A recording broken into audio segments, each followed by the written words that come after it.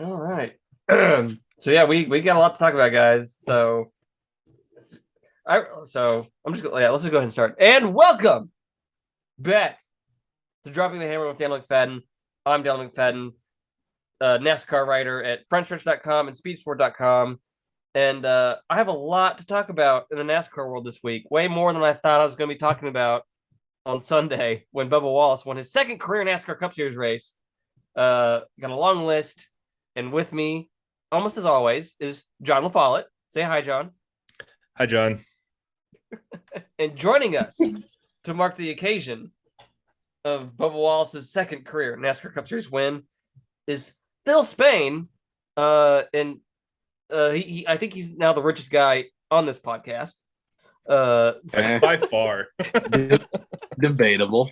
I don't know, Daniel. At least, you will be at some point in the near future, right? So supposedly, yeah, as I've heard. Yeah. So, but we will get to that, and I can't wait for you to share that story. But first, guys, Bubba Wallace, second career NASCAR Cup Series win. What did you guys think of the Hollywood Casino 400 at Kansas Speedway? I'll let Mr. Phil lead. Okay. Well, as we've kind of seen, tires played a big part. A lot of the top contenders taken out early, literally one taken out early by Ross Chastain. I'm sorry. Yeah, no, it was a good race, especially I would say the last two stages. There were a little bit of tire trouble there, but for the third stage for it to go caution free, and then to see Bubba make that charge from probably say like fifth or sixth on a restart, all the way up to the lead, and then the hold serve through pit stops. It was a good afternoon. So Sunday afternoon was a very hectic afternoon for me, TV watching wise, because not only am I trying to watch this race, I'm trying to watch the IndyCar race, which is on at the exact same time, which I don't know why NBC thought that was a good idea, given the fact that it was the championship series race for IndyCar. And then also it was the NFL kickoff as well. So I've got the Colts game on, I've got Red Zone on, and I've got all these different screens around me trying to focus on stuff. But what really struck me about this race, and I don't know if it's just because he's already won a race or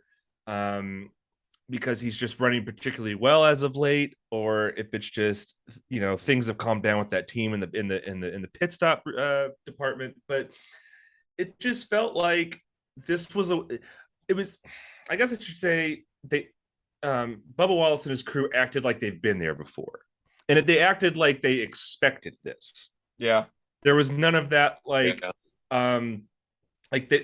were obviously they were excited to win, but they were excited because they won, not because like, holy shit, we did it, we won. I mean, I don't know if it seems like, if we rewind the clocks back just 2 months ago, like all we could talk about this team was how much they couldn't get out of their own damn way. Yeah. Right. How it was just issues on pit road. It was Bubba, cussing out the crew. Or even if it was just, wrong place, wrong time. There were so many instances where Bubba had a good car, but it was just in the wrong place at the wrong time and got taken up in someone else's mess. But things just really sort of calmed down, starting with that Atlanta race, that second Atlanta race. Well, that Atlanta race was the first race after they did a pit crew swap with Christopher Bell's team. So yeah, and since then they've rattled out. Since Atlanta, here's every finish for Bubba Wallace: 14th. 3rd, 8th, 5th, 2nd, 13th, 35th at the Glen. Road course racing isn't his thing, so give him a mulligan there. He had a mechanical problem. He had a mechanical problem there, true. And then Daytona, he came in 11th, and then 9th and 1st. I mean, just consistent finishes after consistent finish. The last 10 races, he has the best average finish of anyone. Right. 10.1. Yeah, I was going to say it was about 10.1, and if you take Watkins Glen out, I think they said it's like something like what, 9? No, 7 point something or something. Yeah, I haven't done the math, but somebody did the math when you take Watkins Glen out of the equation. But Yeah. And it, yeah, I'm sorry, continue. yeah. No, I mean it's just seeing those changes, and especially it was really apparent Sunday, like Sunday when they had the tire issue. I want to say it was in stage two. Yep. The wheel was loose, and NBC, I don't, for them, I'm not even sure if they actually said that, that was why he came back down pit road after pit stops. I think they did, But but you're kind of right. They did make a big deal about it, like they would have right, a month ago, probably. yeah, but Bubba over the radio, to his credit, and the crew, they all were just even killed. Like, Booty, he said, "Come down, come on, come back down. We'll get the tires straightened out." They were trying to figure out if they had another set they could put on, but I think they ended up still using that same tire. Uh, and Bubba didn't yell or anything like that. All he said was, "It's fine. We got a good car. We'll get back up there." And sure enough, soon as the restart, he started probably what I think 30 seconds. And by the time that next caution that came out, he was already up to like 20th. He even said over the radio, give me 5 more laps and we'd have been in the lead. But every time, whether it was a restart or a long run or whatnot, he would say, keep adjusting this thing because when we get to the front, we're gone. So he called the shot for the most part. Like he knew himself that, okay, once this car gets up there, we're gone. Yeah, I Right. remember there was one there's one thing Bubba said, like at some points, like we just need to get to fifth because we keep kind of like petering out once we get there. So once we get to fifth, we're good. We'll be gone. And then with what was it, 70 some laps to go or 60 some laps to go, he gets by Alex Bowman, just straight up takes the lead.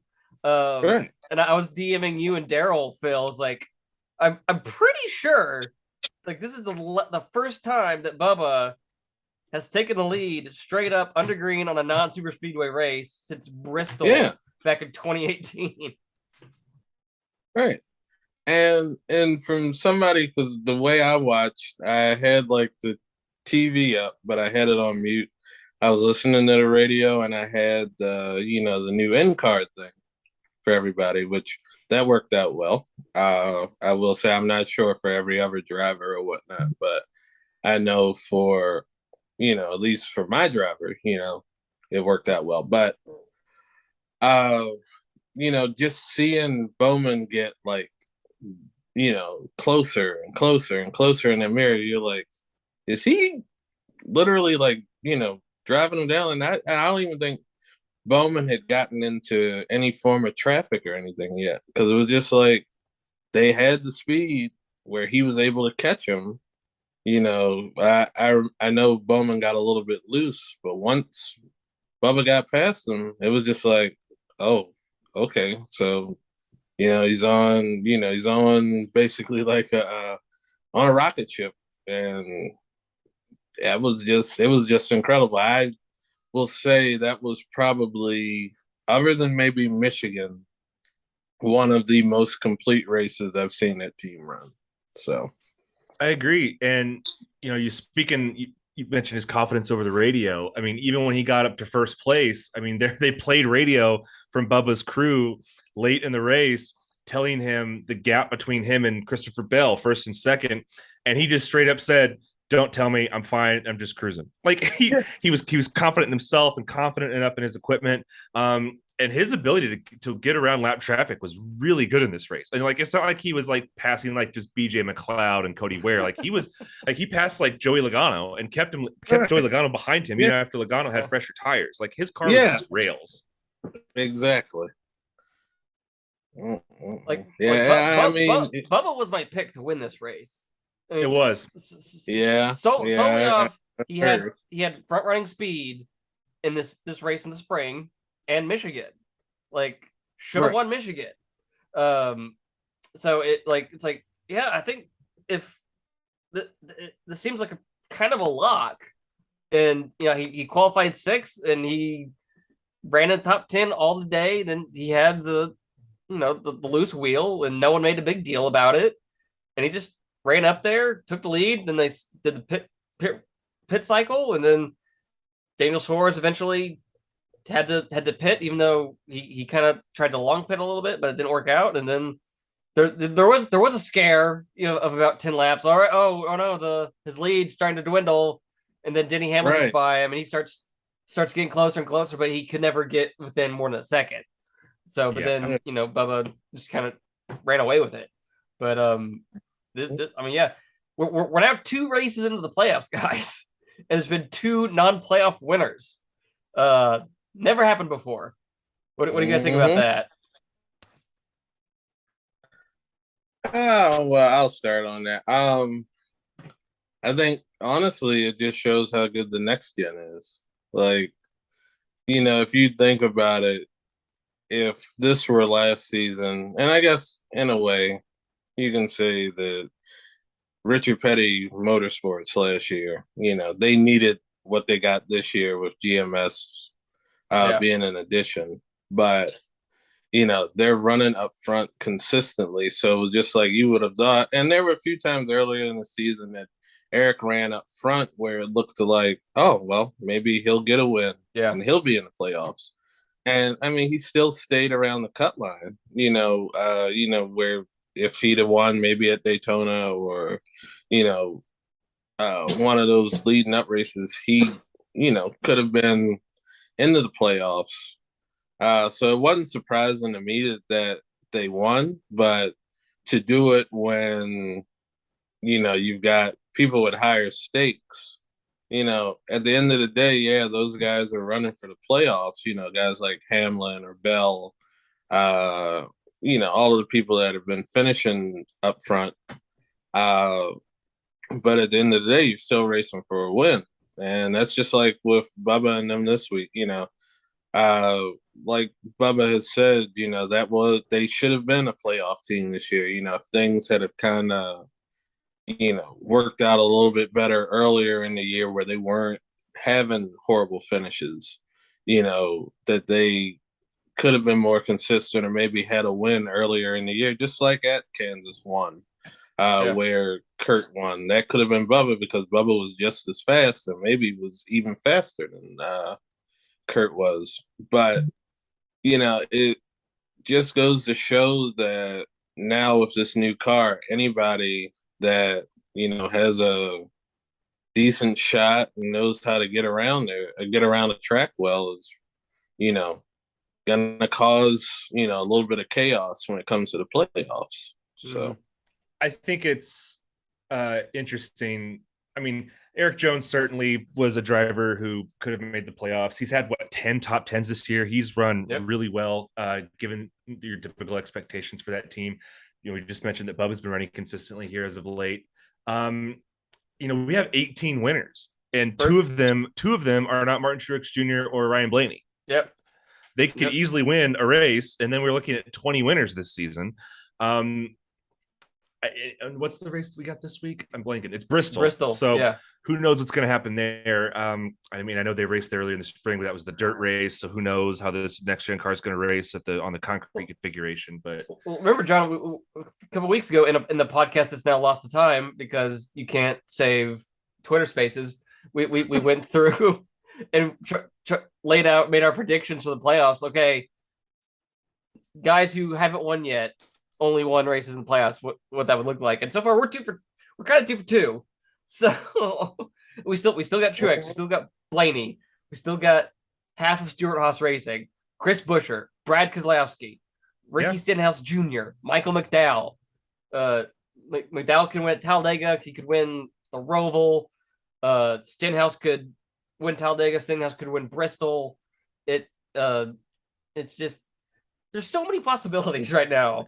Right. And even for playoff drivers, I mean, just like, 6-8 weeks ago, Chase Elliott was a lock. Yeah. And he has one bad race at Darlington. And now he goes from first place to 7th place in the playoff standings. He's not guaranteed a second round entrance right now, like Christopher Bell is. So if things go haywire for him, if he has a bad night and someone else gets a win that could bump him out, I mean, we could be looking at Chase Elliott. I don't expect that to happen, but the fact that it could happen, the fact that it's even a possibility, just sort of encapsulates the microcosm that is just like that has been this unpredictable, chaotic season. It's like, it seems like teams will get hot and then they'll just sort of. No one can say consistent, I should say, because at the beginning of the year, it seemed like Ross Chastain couldn't miss. Over the summer, it was Chase Elliott's season.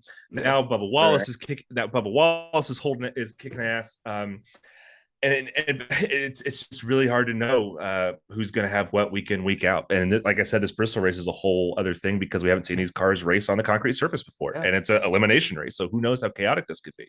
And this race last year presented like one of the best. It was like if I was to like present an example of the benefits of the playoff system just for sheer entertainment value. Yes. The Bristol race last year was it.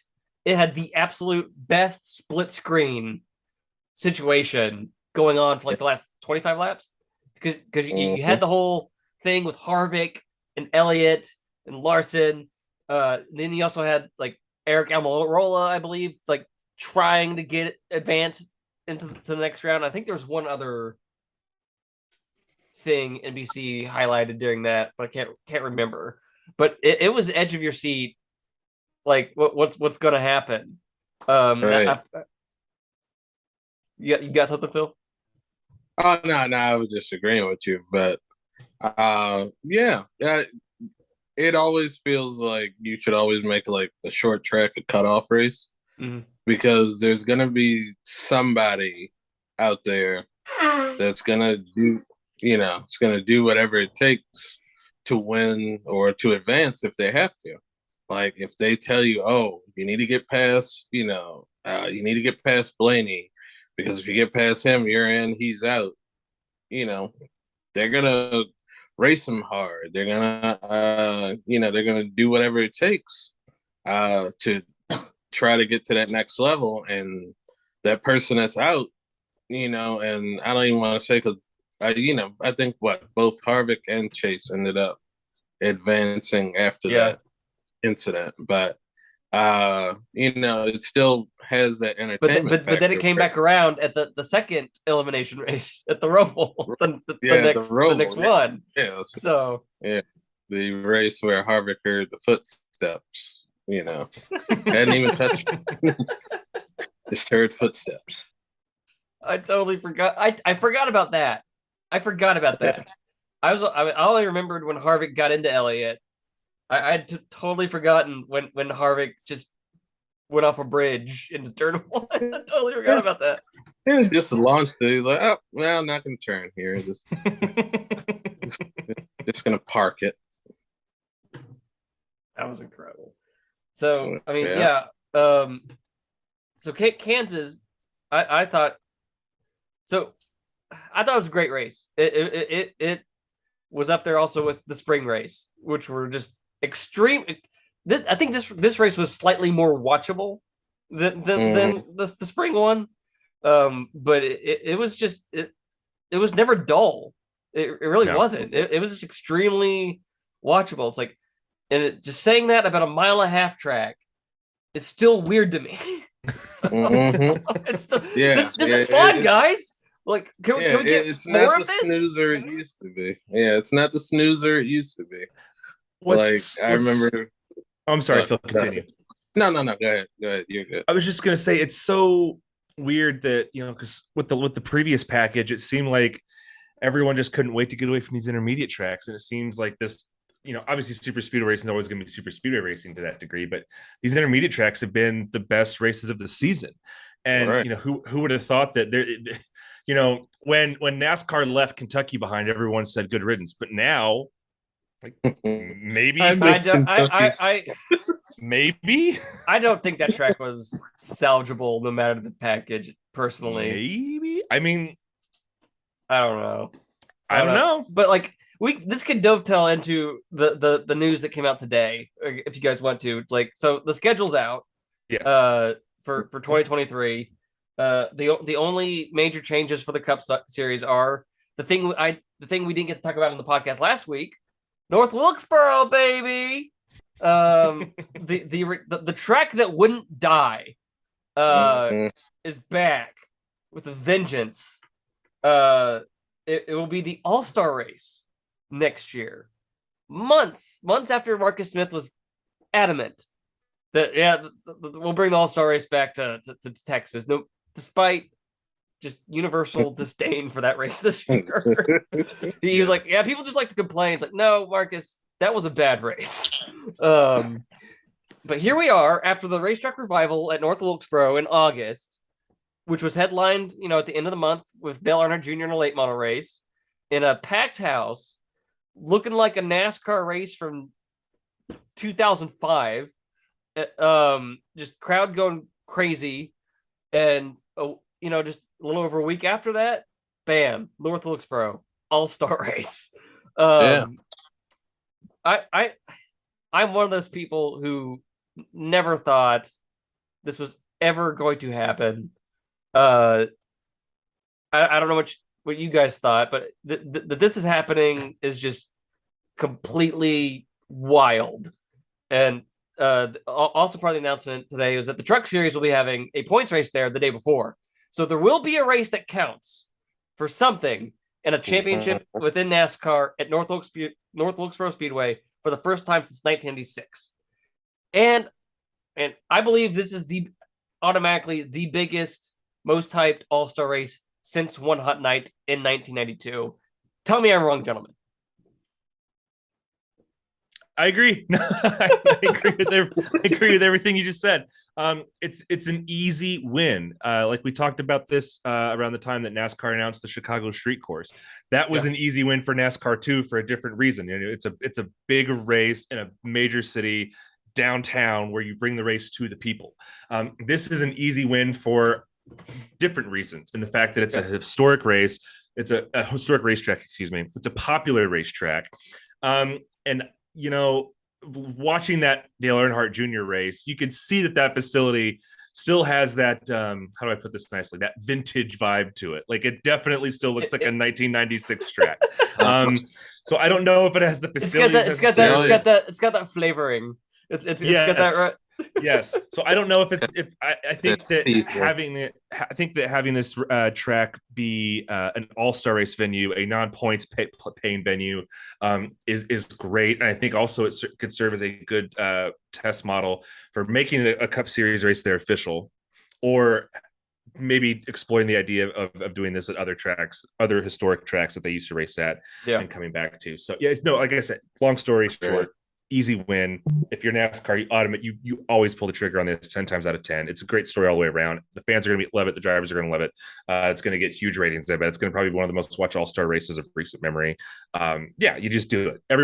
No one loses here except for Marcus Smith and Texas Motor Speedway, which is fine. That's fine. This is going to be the hardest ticket to get, probably, in recent NASCAR history. Probably since the peak Bristol. Probably, if I had to guess. Is there some way that older retired NASCAR drivers could come back and race this? Oh, I hope so. I'd love to see Little E. I'd love to see Jimmy Johnson. Get Jeff Gordon, Tony Stewart out there. Yeah. Well, I know for a fact. Who was it? I don't know. I don't want to credit it to the wrong person. It might have been Jenna Fryer. I'm not sure, but she or they asked Jimmy because it was Nate Ryan when they were at the IndyCar stuff. It was Nate Ryan. Yeah, Nate. Yeah, Nate asked. He was like, "So, next year, what are you doing as far as racing?" And he brought up North Wilkesboro, and he was like, "Yeah." He said, "I could be on the table too," because he's got that. He's part of that.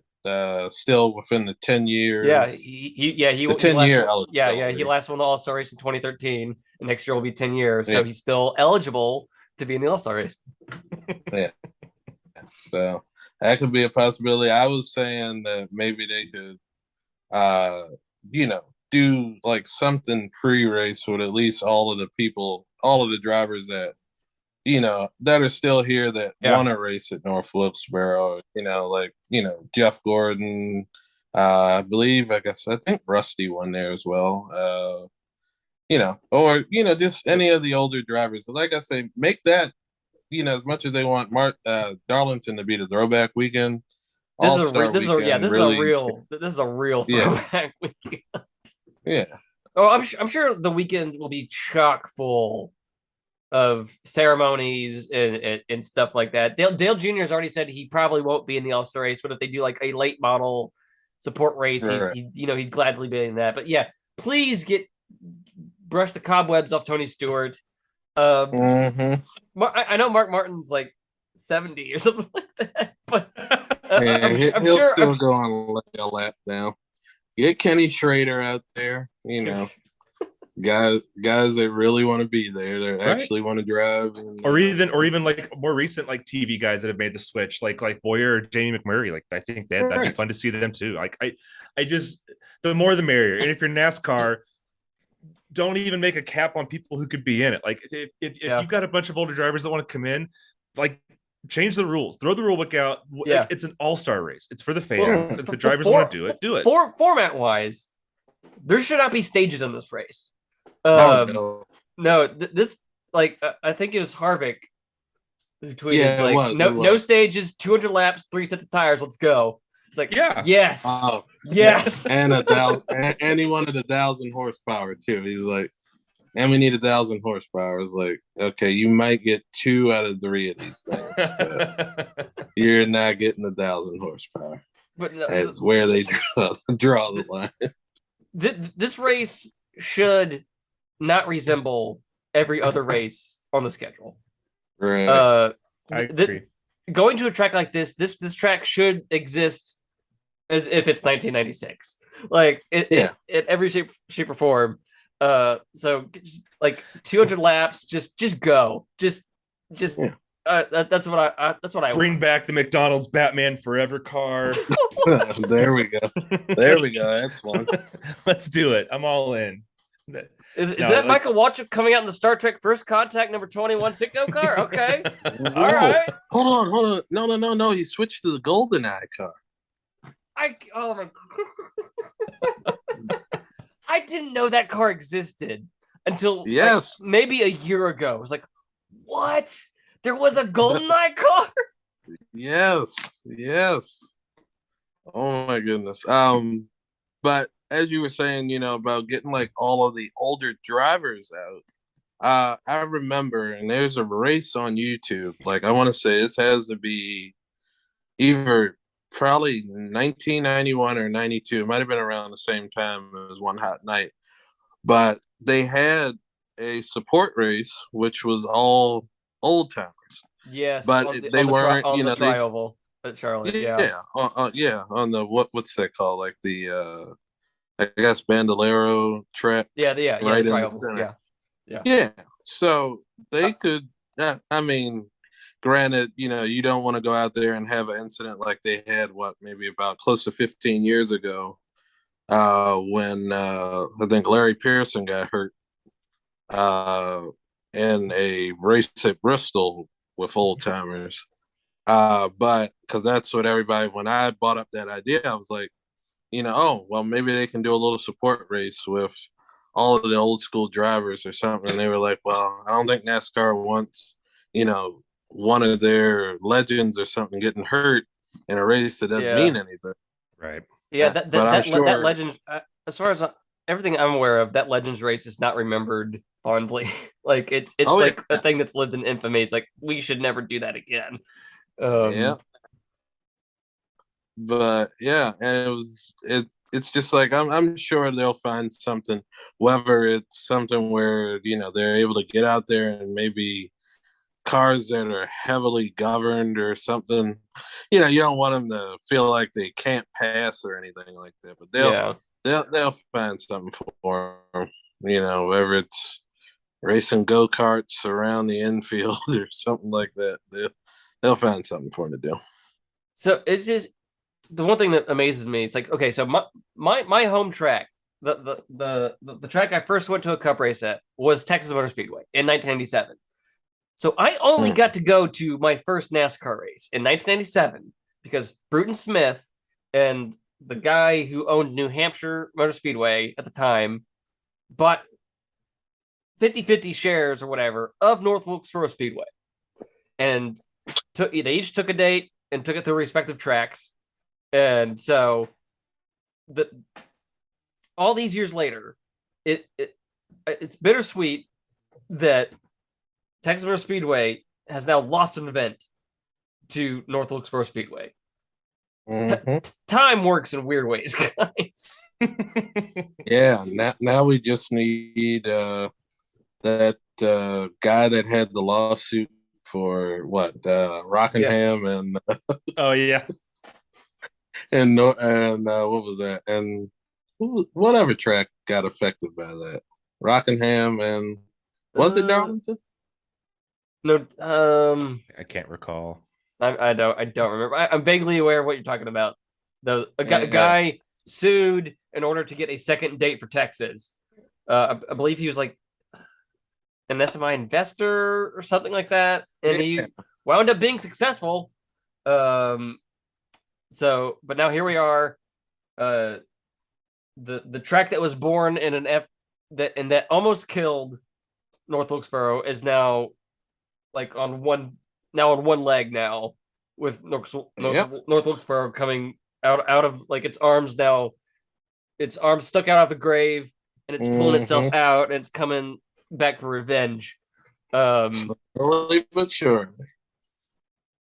Yeah, I know that looking at the rest of the schedule here, just a couple things I noticed. One, the Indy Road Course got moved to August, so that makes me wonder if, like mid-August too, that makes me wonder if they're still going to have an IndyCar doubleheader with that. I looked at IndyCar's schedule, and the week of August 13th, it would have been this year, there was an off week, so maybe they'll just do 3 straight weeks of racing next year. So that's something to keep in mind. Why where they're going? Well, NASCAR's going to Indy and Watkins Glen back to back. Yes, 2 road courses back to back. I don't know why Richmond still gets 2 races. I don't know why this. I don't know why the summer Richmond race isn't at least a Saturday night race and not a Sunday. Yeah, like Phil, I imagine Richmond's not too far from where you're at. He's been to both races this year. Yeah. I went to both races. Like, do you prefer to sit outside in Richmond in end of July, 3:00 in the afternoon? I'm going to tell you no, because see.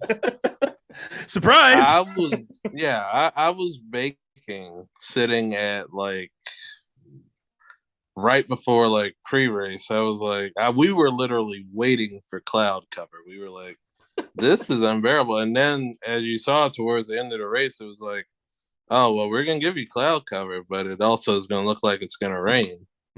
But it was almost like, how can it be this hot? And I mean, those are like metal grandstands, so it they don't really have any place for like too much shade unless you go down within walkway. But yeah, I will say that was a miserable time. Well, on the other hand, Phil, you got to watch one of the better Richmond races in recent years. Yeah, I will say that. I will say that it was better than the spring race. That can be the pull quote for the commercial next year. The Richmond summer race quote: "It's better than the spring race." So, like, hey, we gave you better racing the second time. I know the first time. But I just want to know. I know that the networks have a huge amount of say in start times and days of the week that these races go on. But you know, look. It's the end of July. There's no football, college or pros otherwise. Baseball's not going to be a thing. It's not an Olympic year. I don't see what's the harm in doing a Saturday night race at the end of July. It's not like ratings. Peak vacation. It's not like peak vacation time. I know ratings, but I wonder how much. I really would be curious to know. I would want to see you're the media guy, Daniel. So you try and get your hands on some sort of internal NASCAR memo where they talk about like the ratings. I'd be curious to see. Well, it's been reported like the ratings are better in Sunday afternoon than Saturday night. It's why the Martinsville night race bombed. Right, it was just a bad race, but just ratings wise, it was terrible. And now it's back to being a Sunday afternoon race. So no more Martinsville night race. Well, I'll also tell you that was a miserable time too because it was cold.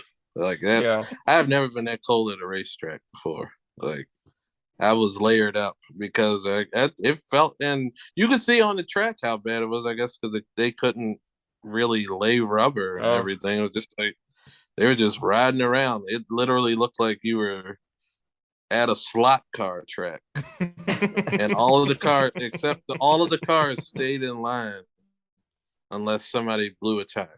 Ugh. Yeah. I perhaps I'm just beating a dead horse, but I think the bigger issue there is just give Richmond one race. I'm fine. I would say the same with Kansas, but like both Kansas races have been like some of the best races of the year. So I'm fine with it. I'm fine with it. Like I tweeted at one point like a gif of me like a gif of like some character like, oh no, it was Leonardo DiCaprio from Wolf of Wall Street where like he was biting his hand like I captioned me resisting the urge to say Kansas needs 2 races because because it just going off the eye test, yes, 2 races, this is incredible, but then you look at the grandstands, and it's like, you know what, I one race might be it, because this was 4 straight Kansas races, which is paltry attendance.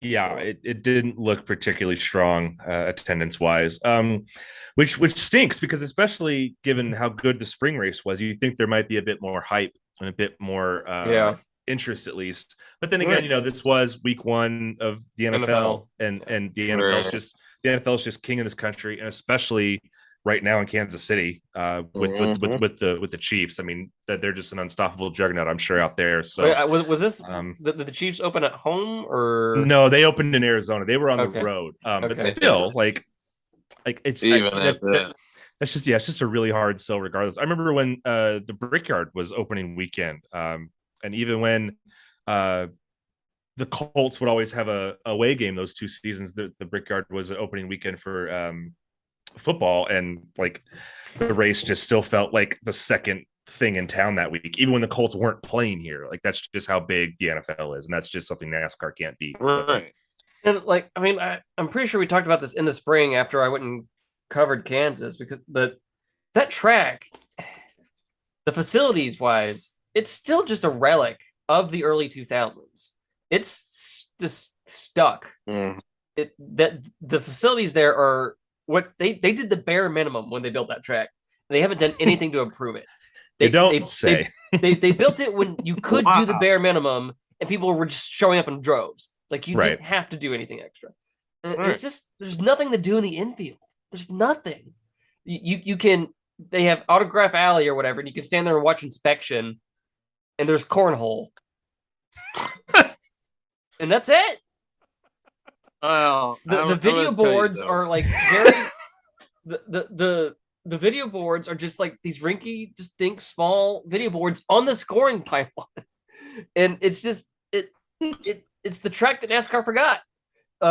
It's terrible, and it's really like going back to the schedule. It was NASCAR finally confirmed that next year's race at Auto Club is going to be the last race on the 2-mile track. So you pair that with speculation that Texas might also be doing some sort of remodel in the future. Really, Kansas and Texas in its current form are kind of like the last remnants of NASCAR's popularity surge in the late 90s, early 2000s. No, I was just gonna say we lived in a proper country, NASCAR. we have lost Chicagoland, we've lost Kentucky. What else have we lost? What tracks can I not even think of right now? Oh wait, I'm sorry, Homestead. Homestead's also kind of one of the last tracks. Yeah. Mm-hmm. But that's putting on popular entertaining races. So it's it's justifying it as existence. Like I'll always kind of remember this observation I made years ago when I was still living in Charlotte. I was up covering this kind of reunion, that kind of celebration thing about One Hot Night, and I looked out the windows of the Speedway Suite thing, the restaurant there off in turn one, and I looked out and I was like, aside from the video board, the giant video board on the backstretch, every remnant of Charlotte's surge, like the turn two grandstands, are gone.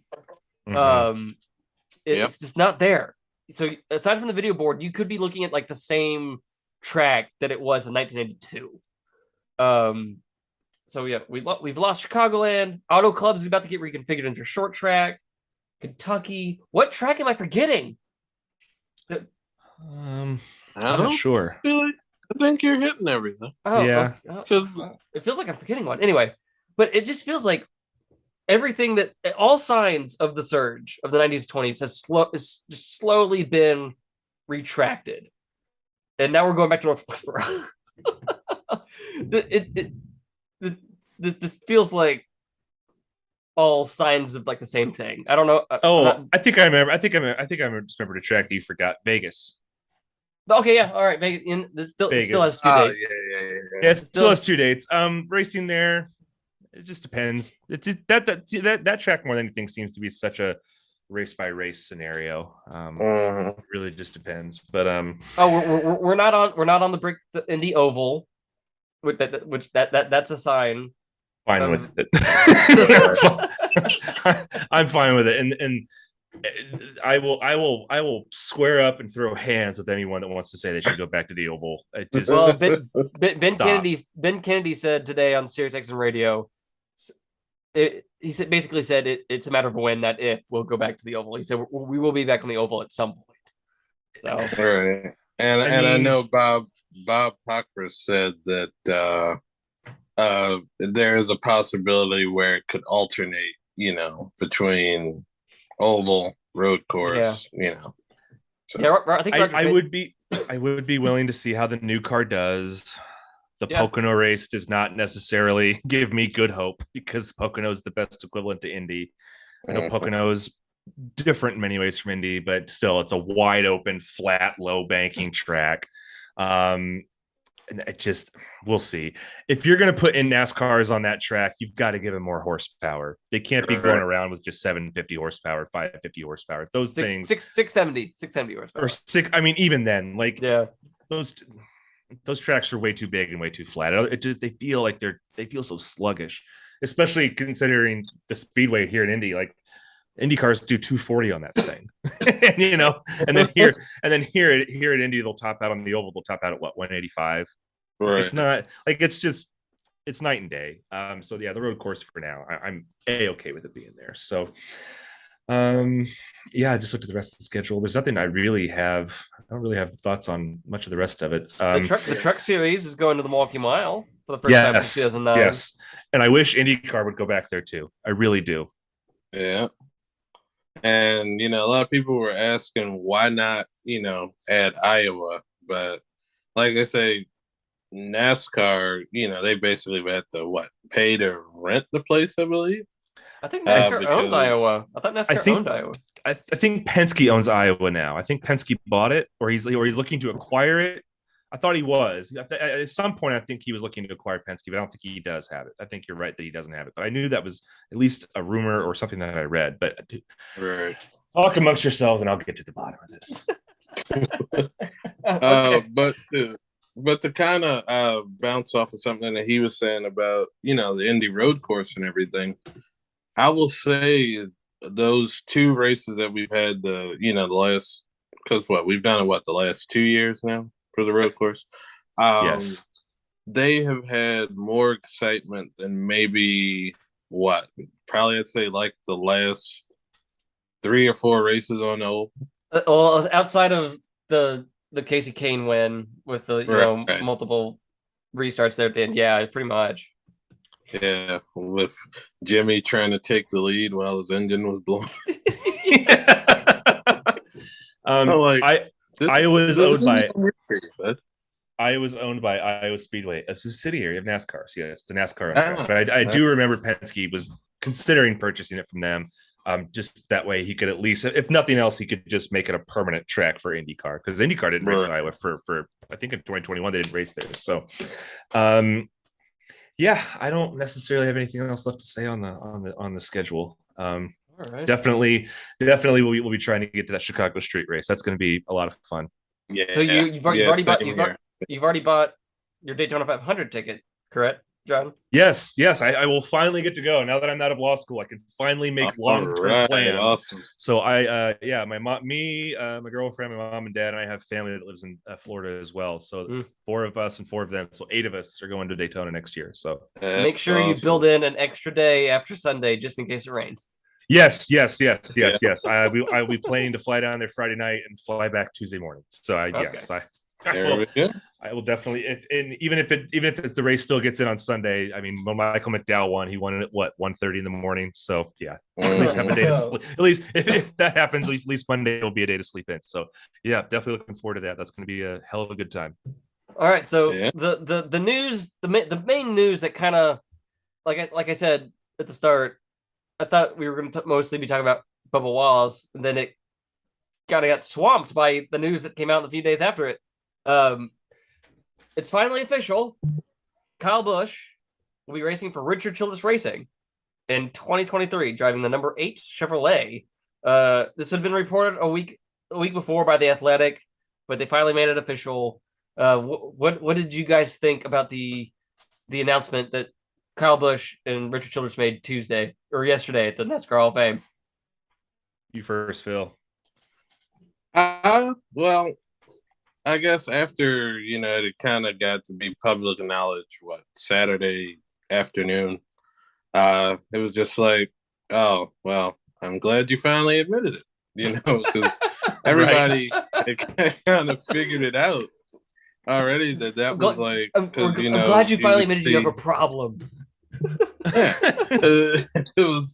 It was just like, when Adam Stern was tweeting out all of the suggested places, if you thought about it, really, the only logical places was, either to go back to JGR, but JGR, said they couldn't find sponsorship. You have RCR, where it was somewhat, I'll say, a little bit of a surprise given Kyle and Richard's history and the awkward handing off of the Rolex watch, the Rolex wristwatch. Like you can't do this announcement and not do that. Yeah, to not do that would have been even more awkward. Yeah, that's for sure. But it makes sense. It gives Chevrolet another top driver that they can promote up there. And not to say, Reddick's not climbing up that ladder, but, now knowing where he's going to be, after next year, it gives them that, hey, look, we got star power. We got guys like Larson, Elliott, and all the people at HMS. And now over at RCR, we have that driver that, Richard feels is comparable on the level to Dale Sr. And I will say, when he made that statement yesterday about, when he sat down and he talked with Kyle and, he saw that same gleam in Kyle's eye, that he saw in Dale Sr. about wanting to win. And it's just like, okay, well, if you think about it, the strongest car RCR has right now is that 8 car. Yeah. You know, the marquee is that 3 that Austin drives, but the results with Austin, are and I don't want to slam Austin or anything like that, but it's mediocre at best most times. And you've seen even within the playoffs so far, him getting in from Daytona, it's almost like he hasn't completely shown up like at Darlington. And then last week, they made that pit call to try to get, stage points or try to find a way to be able to stay up front. And I think what did he end up finishing 14th? Yeah. So really, it's that view of still outside looking in.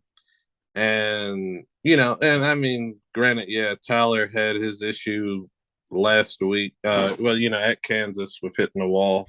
But it's going to be different. And I think eventually, long term, does Kyle finally go in ownership? I think he'll probably, I'd say I give it maybe 3 or 4 years there, long enough. And then maybe he'll go to a limited schedule, go run the truck series, and be to that point where he's happy and he'll be able to race with Brexton like he has stated that he wants to. And I think what a lot of people can see now, if you think about it, this gives drivers, well, I don't know if they're still going to be doing driver's edge development, but with KBM, you have now a few more actual viable seats,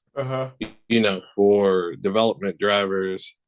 And you can kind of say that GM's path towards the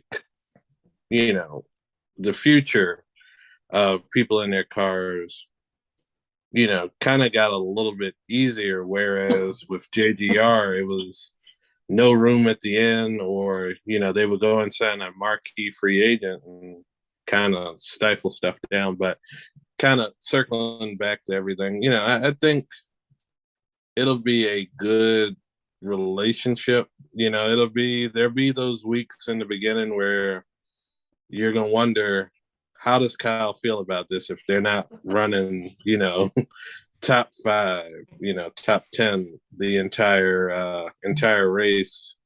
But once they get through their growing pains and everything, I think it'll be beneficial for both.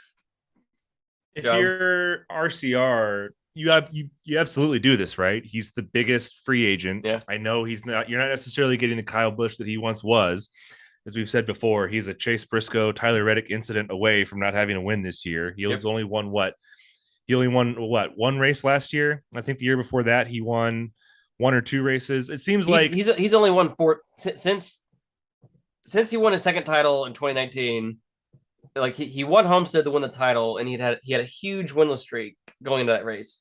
Yes. So counting that Homestead win, he's only had 4 wins since the start of the second half of the 2019 season. Okay.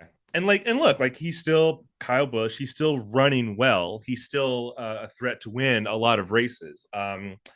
It just seems like he's certainly in the back half of his career here, obviously, just given his age and given where he's at. But still, if you're RCR, you definitely make the move, because what else is he going to do? I mean, as we've been saying, this has kind of come up every time Tyler Reddick's won a race. Daniel's the stats guy, so he'll be like, this is RCR's first, ABC event since Kevin Harvick or since Dale Earnhardt, like big names. And Austin Dillon, I know I'm not a fan of his, but to his credit, he is a good NASCAR driver. Not a great race NASCAR driver, but he is a good NASCAR driver who can get you some wins, get you in the playoffs, not necessarily contend for a championship. He is a fully capable Cup Series driver. With Kyle Busch, you're going to get a guy who, even though he's at the end of his career, he still will be, what's the saying, rising tides lift all ships. It just seems like this is the kind of move that you make to lift the entire organization from the inside out. and make you more competitive than what you've been. And especially given the fact that Reddick's out the door in another year. RCR cannot afford to just, like as good as Austin Dillon is, he's not a belt. He's not an every down back, as they say in fantasy football. So Kyle Busch is that guy. Even if he's not going to be necessarily the guy he once was, he's still going to be that guy that you can build around and at least have some sort of competitive edge with. So yeah, it makes all kinds of moves it makes all kinds of sense all the way around. Well, like Tyler Reddick has brought an energy and conversation surrounding RCR that it hasn't had in years. RCR's been out in the wilderness, just like there, but not doing much except they just the occasional Daytona 500, Coke 600 win. And I mean that's part of the reason Richard Childress was so ticked off, by Reddick just kind of surprising him. Like, oh, by the way, 18 months from now. 18 months from now. You're on in 18 months. What are you doing on this 2311 Zoom call? Huh? That's still one of the wildest things I've ever experienced. But but Kyle Busch instantly keeps that energy going, keeps that conversation going. And Richard Childress Racing hasn't won a championship since Dale Earnhardt in 1994. They haven't fielded a driver who had a cup title on their resume since February 18th, 2001. So it's been that long. And now you got a two-time cup champion. I mean, like you said, John, Busch is on the back half of his career, but he's still got a while, and he could help get groundwork for RCR for a generation potentially. Right. Yeah. And then on the Toyota side, yeah, you don't want to lose Kyle Busch, but at the same time, you're getting Tyler Reddick, who's already proven himself. Yeah. And really seems to be who could be one of the guys of his generation, could be one of the best drivers of his generation. Obviously, he still has a lot of potential left, is what I'm trying to say, basically. And then you got Ty Gibbs, who, after being just thrusted into the 45 car after Kurt Busch got his concussion, he's shown that he can drive these cars and that he is going to be, I won't say a star, but he definitely seems like he knows what he's doing at such a young age in these cars already. And also just the fact that he's the owner's grandson, like Austin Dillon, he's going to have a much longer runway to learn and get better. Certain rookie mistakes that might really hurt someone else are not going to hurt Ty Gibbs at all. So, and I think both Ty Gibbs and Tyler Reddick are going to be good Cup Series drivers long term as well. So, Toyota takes a small step back in the interim, but I think long term wise, I think they're also set as well, just as Chevy's going to be. So, also, since RCR said that he gave Brexton Busch a $100 bill and said he gave him an options contract, as a lawyer, I have to tell you that contracts with minors are legal against public policy, so it's not a contract at all. So Brexton Busch can still drive for anyone he wants to drive for whenever he gets of the age of majority. I'm so sorry. So basically, he just got $100 out of this. Yeah, he's got $100 out of it. Yeah, you can't. It's against public policy to enter into contracts when someone is a minor. So you can't. You can't enter into a contract with someone else they're 18. Although I know truck series drivers are younger than that. I'm sure there's industry standards. But if Brexton Busch wants to race for Toyota or Ford or whoever when he turns 16 and RCR wants to sue him and say, when you were 8 years old, I signed you to a contract, the court's going to laugh him out.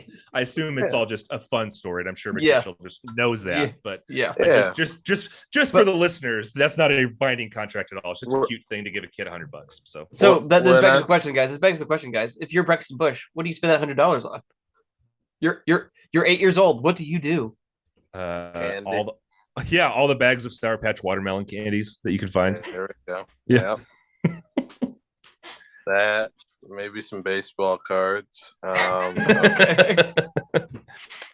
Video game. Well, I don't know. Video game is like half of your money right there. Yeah. I know, right? See, the thing was, when I saw him give him that letter, I was like, Who wants to bet that this letter, that this paper was just a blank piece of paper with something written on it? Well, Rick Hendrick did sign Chase Elliott to a contract at 14. So Yeah. I don't know. And Does Dale real life Jr. law apply to motorsports, John? And Dale Jr. was what, 15, I think, when Rick did the same thing, or at least that napkin that he had him sign. I don't know. Hey, a contract can be binding if it's written on a napkin. I read a case in law school where a guy signed away his home, what he thought jokingly, on a napkin. These two guys were drunk at a bar, and they were arguing about like farmland, and they were both. He was like, and they drunkenly right? They drunkenly agreed to person A was drunk and drunkenly agreed to sell some of his farmland to person B who was drunk, and they wrote the contract on a napkin. Next day, the guy sobers up and tries to say this isn't real. So the guy sued, trying to get the land that he thought he paid for, and the court totally gave it to him. Like that was an enforceable contract. So it doesn't have to be written on paper, and you can still make a contract when you're drunk, and it's going to be enforceable most times, often than not. So be careful. Don't drive and don't negotiate while drunk. Yeah. No business negotiations while drunk. No. So, all right, guys. Or if you're taking 3 chi edibles, if you're Richard Childress. So correct. Yes. All right, so we got Bristol this weekend, guys. The return to the Great Coliseum. It's not on dirt; it's on asphalt. It's the cutoff race.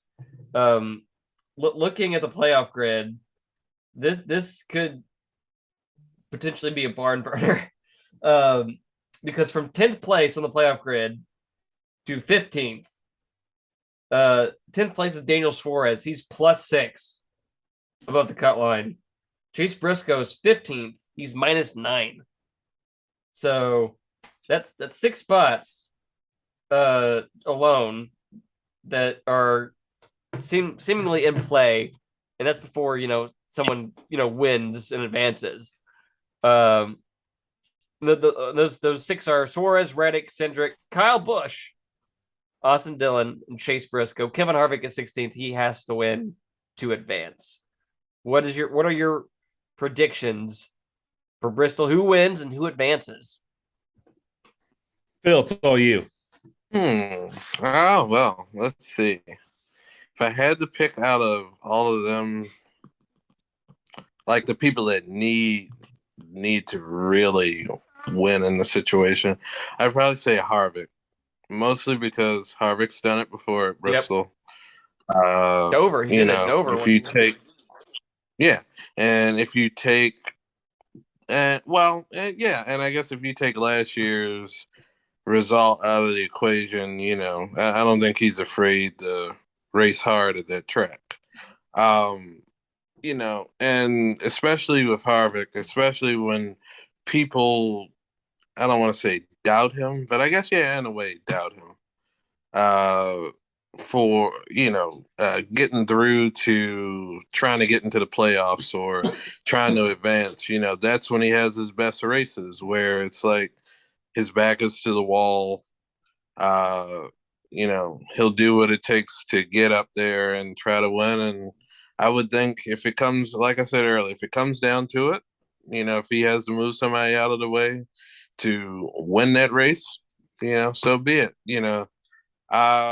Other than that, I would say maybe somebody like Suarez. I'm not sure all of his results on the short tracks this year, but I feel like he would be good.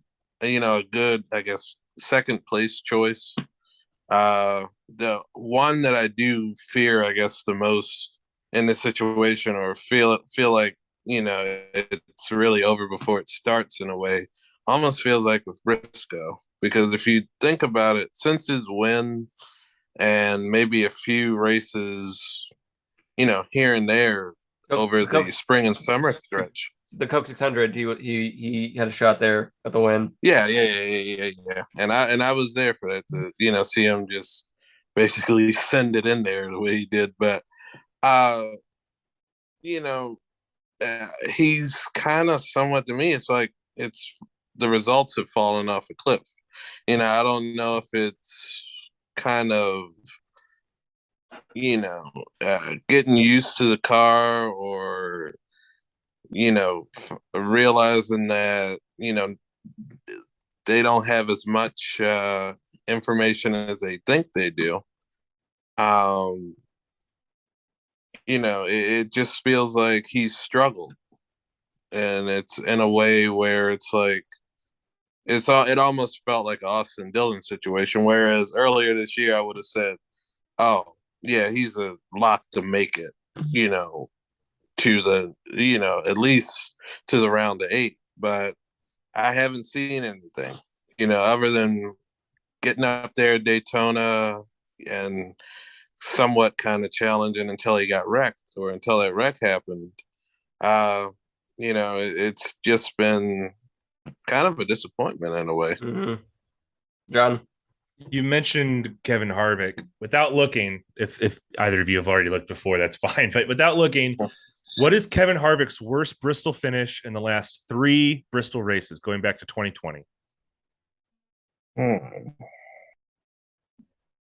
8th. 3rd. 3rd? Really? 3rd. Wow. Yep. Actually, yeah, 3rd. Wow. Okay. He finished first. He finished 3rd, 1st, and 2nd. And he's led almost 300 laps, 298 laps over that time period. Kyle Busch, since 2019 at Bristol, he's finished 1st, 4th, 4th, 2nd, and then 21st last year. But he's obviously been consistent there as well. He has 8 wins there. So yeah, counting on Kevin Harvick to win here, it could definitely happen. But like I said earlier, it's so. I remember we got so hyped for Martinsville. It's like, because that was right at the beginning of the season when NASCAR couldn't miss. Every race was just killer, and this new car was just the best thing since sliced bread. And then Martinsville happened. The best thing since Joey Logano. Yeah, the best thing since I knew it was coming. And then the Martinsville race happens, and then we all, the honeymoon sort of ended, and we really started to take a realistic view of this new car and its limitations.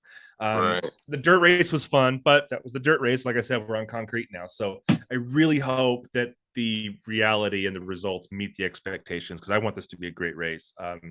NASCAR desperately needs Bristol to be a good race. But it's really hard to say. I picked Kyle Busch to win Kansas, because he's typically good there too.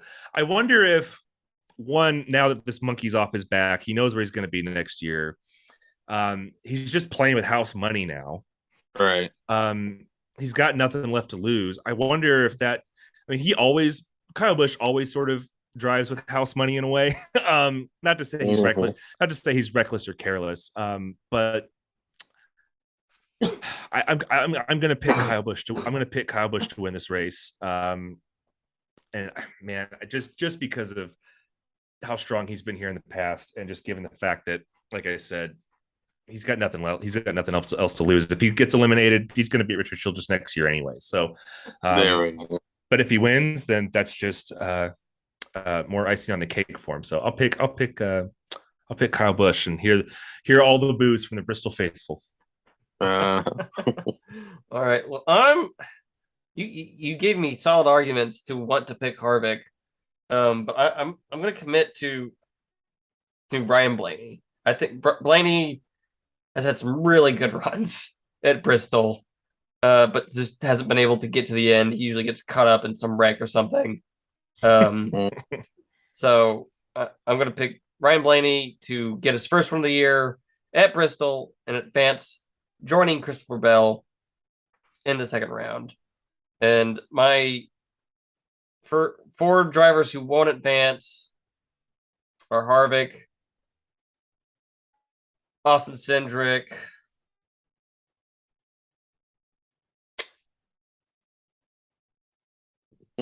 sorry, Suarez. I don't think you make it. And Austin Dillon. Kevin Harvick, Austin Dillon, Austin Cindric, Daniel Suarez are my 4 guys who don't. Let me look up Suarez's Bristol results here real quick.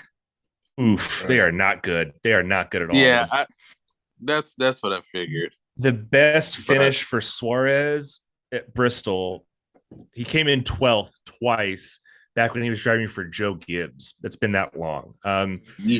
Here's his most recent Bristol finishes 27. Oh, I'm sorry. I was looking at where he started. I'm sorry. He has 2 top 10s. Oh, okay. The year he drove for Stuart Haas, he had 2 8th place finishes. Other than that, his average finish looks to be around like 15th.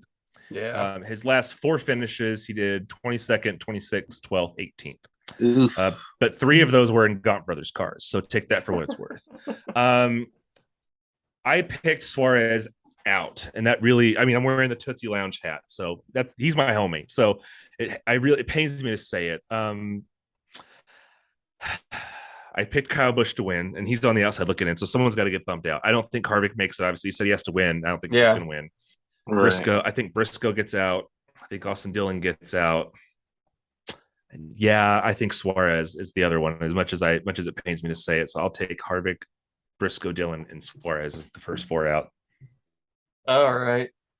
So okay. All right. So as I started this episode by saying, Phil, you're soon to be the richest guy on this podcast this week. So So soon after the race Sunday, you messaged me and Daryl on Twitter and told us you had won $10,000. Yeah. So how did this happen? Okay, so every week on Twitter, one of 2311 sponsors Moneyline. Basically, they're like a banking app. Yeah. You know, you can do banking. You can also send your friends money, invest, do crypto, all stuff like that. They do a contest every Tuesday called Tuesday. Basically, you can win $500 for gas, or anything you choose. But it's mostly, I guess, pointed towards, with the high gas prices. And they've been doing it, I want to say, since about July. They just ask that, you go on the app, you can make what they call a roar tag, which is basically like, if you have like other apps, your $sign and then your kind of like your cash tag or what. But what you'll do, you just every week they'll say, "Oh, it's time." Go ahead and enter. And I'd been entering every week. Just I didn't ever expect to win. No, right? Like I just figured just like every other contest, every other retweet the win or reply, all of that. And I was just at work and I got the notification on my phone from their Twitter. They were like, congratulations to Phil, and it was some other person, and you both have won $500, and your names will be on, both of the cars this weekend, one apiece. So, what ended up happening, mine ended up going on Bubba's car, which we didn't know ahead of time until actually, I guess, right before qualifying Saturday, whose name was on whose car. And sure enough, we go out there and, once I found out and qualified, I finished, qualified 6th, I was like, yeah, okay. I was excited because, I'm a Bubba fan first and, put all the other stuff to the side. He could go out there in a blank car and I'd be okay. I'd still. When you say your name's on the car, where on the car? On the, I want to say it's the A post, like right next to the window net and everything, not on the side, but on the right side, like where all of the little sponsors are and everything. Okay. And I can actually send you a picture if you actually want to, put it within it, within the episode. But check out Bubba's Twitter too, or his Instagram, because like he posted a video and like called out Phil by name on it. It's pretty cool.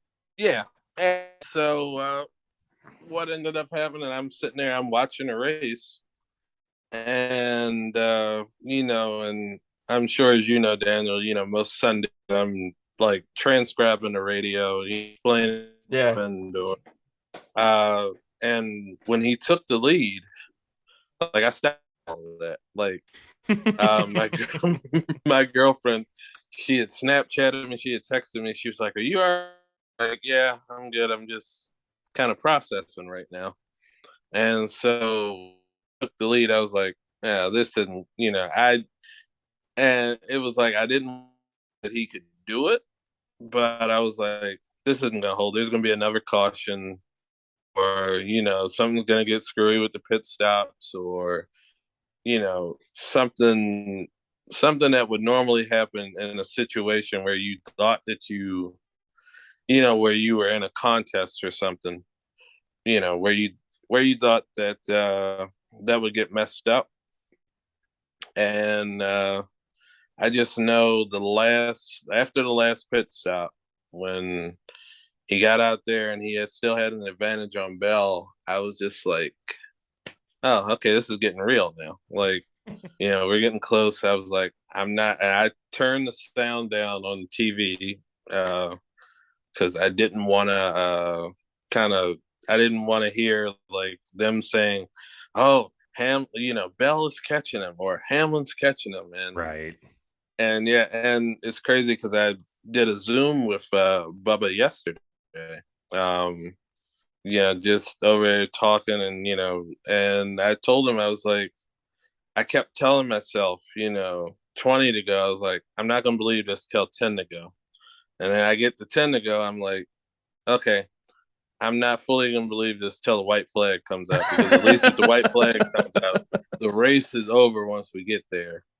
And sure enough, I was excited that he won the race, and then about, I'd say maybe 10 to 15 seconds later, I thought about it. I was like, oh shit, that's $10,000. So I didn't even like get to hear him like over the radio or anything celebrating, because my girlfriend called me and she was like, you won, Bubba won, but you just won $10,000. Like, I was in shock. I went and talked to my mom, and I was like, we just won $10,000.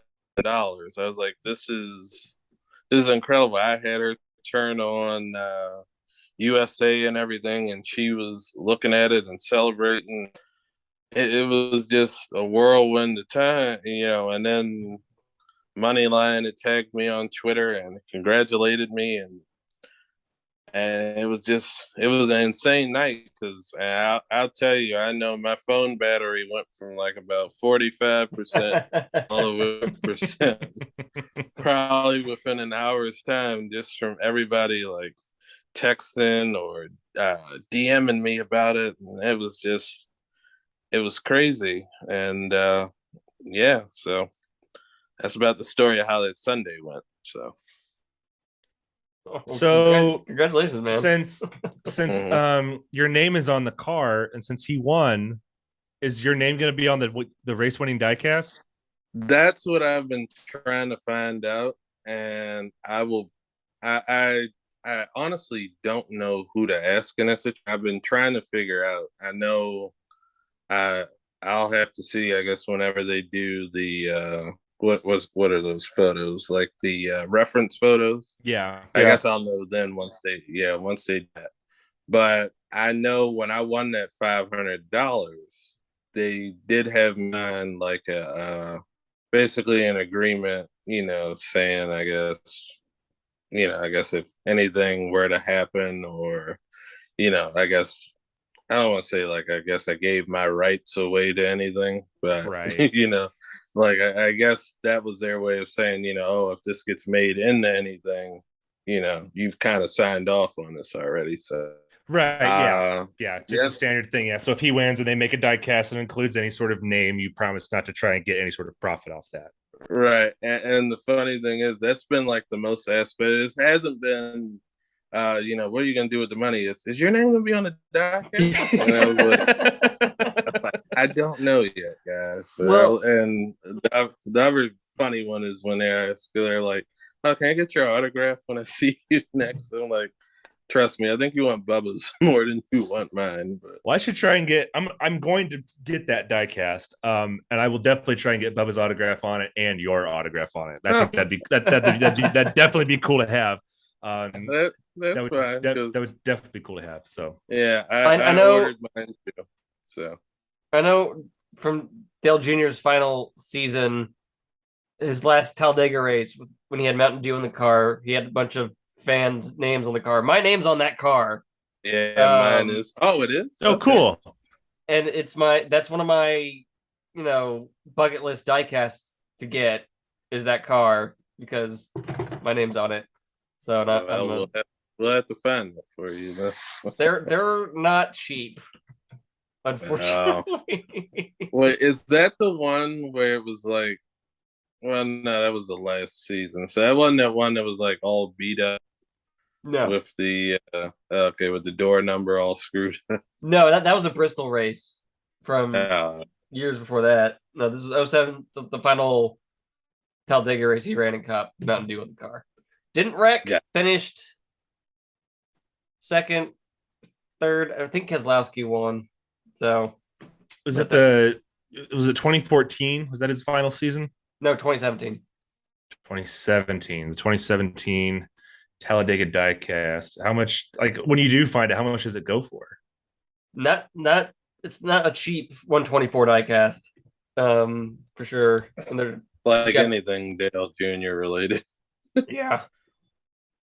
But it is part of the reason it is the final Talladega one for Right. him. So Right. But yeah, so it is Bubba Wallace's new trademark when he wins a race to hold his finger to his lips. Is that his thing? Hey, look, it's funny. I have talked to Steve Lauletta, who is like, I want to say like the president over at 2311 Racing, because I've been putting pressure on the entire team all week long. I'm like, you guys need to make shirts with, basically him doing like that. That shirt would sell out. I'm telling you. But Yep, I'd get one. He said they're working on it. So Nice. I hope so. That's definitely something that should be in every collector's closet. So, are you still looking up prices, John? No, I can't. I can't even find it. Okay. But you would probably know a better. You would probably know the easier terms to search for to find it. But Dale Jr. 2017 Talladega Mountain Dew 124. I did. Dale Earnhardt Jr. Mountain Dew. Dale Earnhardt Jr. Mountain Dew 2017 124. Okay. This is riveting podcasting as we look up die casting prices. right. It's the Antiques Roadshow of I'd see. kill for that. I'd kill for that. I would. The minimum I see it going for is $200. Yeah. Sheesh.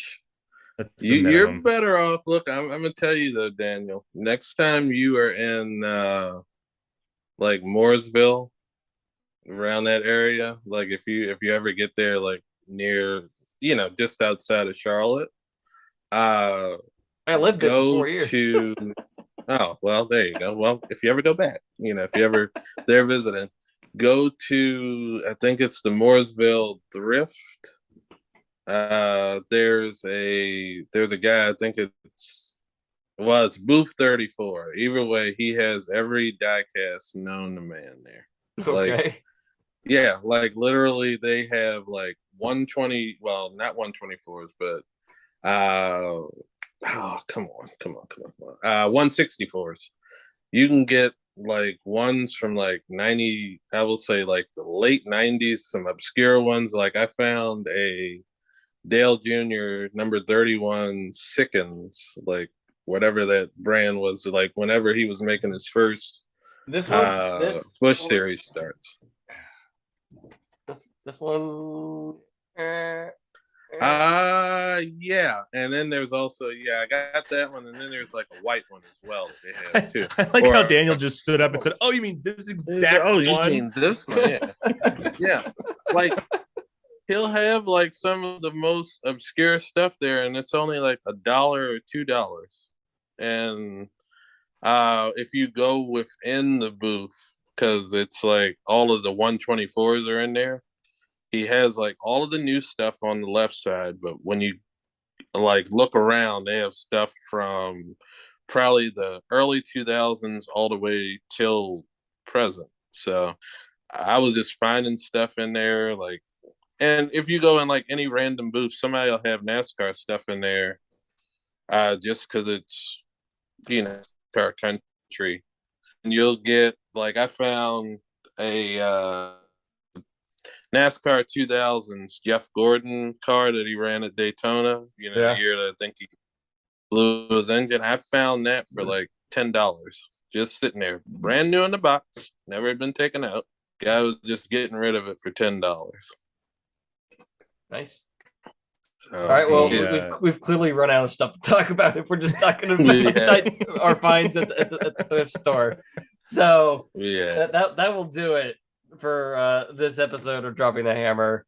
Thank you, Phil, for once again dropping by to talk about everything. This feels like the most that we've had to talk about in a very long time. Yes. So Phil, it was a busy week. Yeah. So Phil, where can everyone find you on the interwebs?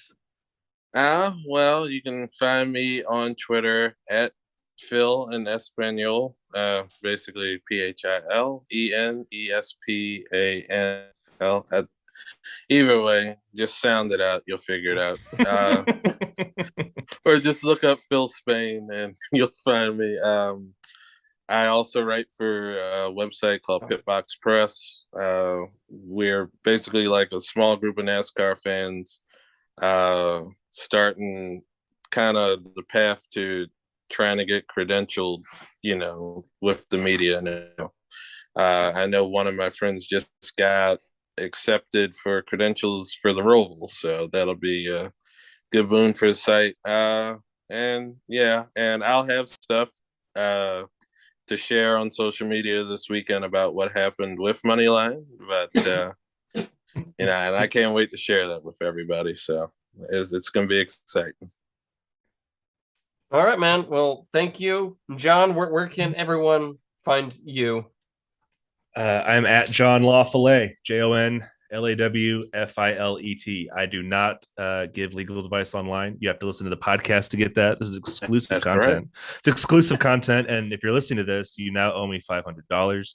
I have Cash App, Venmo, or Zelle on Chase. So any of those.